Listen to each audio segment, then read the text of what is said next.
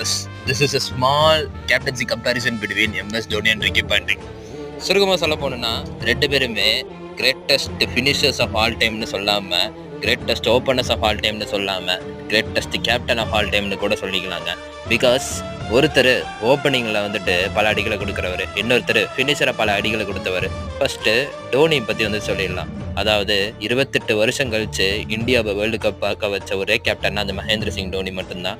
அது மட்டும் இல்லை, 2007 வேர்ல்டு கப் வந்து இன்ட்ரடியூஸ் ஆச்சு T20. அதையும் ஃபஸ்ட்டு எடுத்ததும் இவர் தான். அப்புறமேல்ட்டு சாம்பியன்ஸ் ட்ராஃபின்னு சொல்லிட்டு போயிட்டு இருக்கலாம். Next Ricky Poynting. சுருக்கமாக சொல்ல போனோன்னா இவரை வந்துட்டு கேங்ஸ்டர்னு சொல்லாமல் ஹிஸ் பிக்கஸ்ட் மான்ஸ்டர் ஆஃப் கிரிக்கெட்டுன்னு கூட சொல்லலாம். பிகாஸ் இவர் வந்து இறங்கி செய்யாத செய்கையே இல்லை. சுருக்கமாக சொல்ல போனோன்னா hat-trick world cup winner 2003, 2007, 1999. So இந்த மாதிரி பிளேயர்ஸ் எல்லாம் இது வரைக்கும் இனிமேலும் யாரும் பார்க்க முடியாத பிளேயர்ஸ்ன்னு தான் சொல்லணும். இவங்களை பிடிச்சிருந்தா ஒரு லைக் பண்ணிடுங்க. நன்றி.